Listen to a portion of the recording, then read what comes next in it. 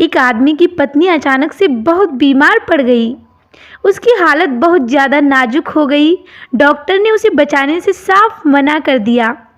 तब मरने से पहले उसने अपने पति से कहा, मैं तुम्हें बहुत प्यार करती हूँ और तुम्हें छोड़कर नहीं जाना चाहती।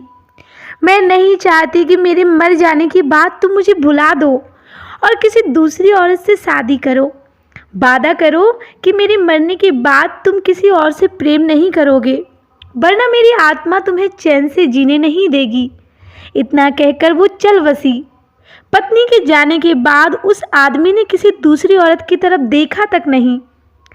एक दिन उसकी मुलाकात एक ऐसी लड़की से हुई जिसे वो चाहने लगा। बात बढ़ते बढ़ते शादी तक आ गई और उनकी शादी हो गई और वो दोनों अब साथ में रहने लगे। शादी के कुछ दिन बाद आदमी को लगा कि कोई उससे कुछ कह रहा हो। मुड़कर देखा तो वो उसकी पहली पत्नी की आत्मा थी। आत्मा बोली, तुमने अपना वादा तोड़ा है, अब मैं हर रोज़ तुम्हें परेशान करने आऊँगी। इतना कहकर वो गायब हो गई। आदमी तो घबरा गया। उसे रात भर नींद नहीं आई। अगले दिन भी रात को उसे वही आवाज़ सुनाई दी, मैं तुम्हें चैन से जीने नहीं दूंगी। मैं जानती हूँ कि आज तुमने अपनी पत्नी से क्या क्या बातें की। उसने अपने पति को एक एक बातें बता दी जो उसने अपनी नई पत्नी से की थी। अगले दिन वो शहर से बहुत दूर एक जैन मास्टर के पास गया और सारी बातें बता दी। मास्टर जी बोले, ये प्रेत बहुत चालाक है। आदमी घबराते हुए बोला, जी शायद, तभी तो उसे मेरी हर एक बात पता होती है। मास्टर बोले, कोई बात नहीं, मेरे पास इसका एक बहुत बढ़िया इलाज है। इस बार जब तुम्हें तुम्हारी पत्नी की आत्मा दिखाई दे तो ठीक वैसा ही करना जैसा मैं तुम्हें कहूँ।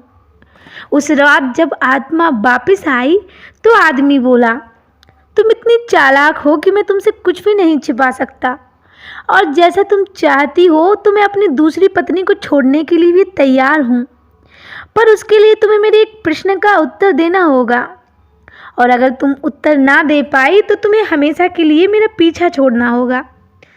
आत्मा बोली, मंजूर है, पूछो अपना प्रश्न।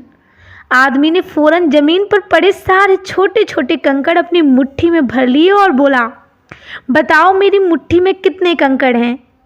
और ठीक उसी समय वो आत्मा वहाँ से गायब हो गई। कुछ हफ्तों बाद वो फिर से जैन मास्टर के पास उनका शुक्रिया अदा करने पहुँचा। आदमी बोला, मास्टर, उस आत्मा से पीछा छुड़ाने के लिए मैं जीवन भर आपका आभारी रहूँगा, पर मैं समझ नहीं पाया कि उस प्रश्न में ऐसा क्या था आखिर कि एक झटके में ही वो भूत गायब हो गया। मास्टर जी बोले, बेटा, दरअसल कोई भूत था ही नहीं।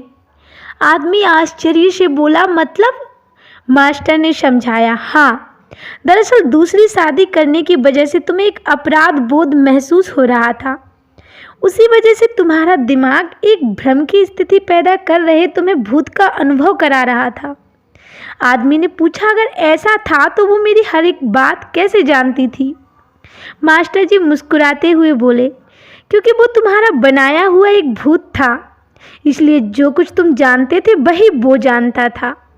और यही कारण था कि मैंने तुम्हें वो कंकड़ वाला प्रश्न पूछने को कहा, क्योंकि मैं जानता था कि इसका उत्तर तुम्हें भी नहीं पता होगा और इसलिए भूत भी इसका उत्तर नहीं दे पाएगा और तुम्हें तुम्हारे दिमाग की ही उपज से छुटकारा मिल जाएगा।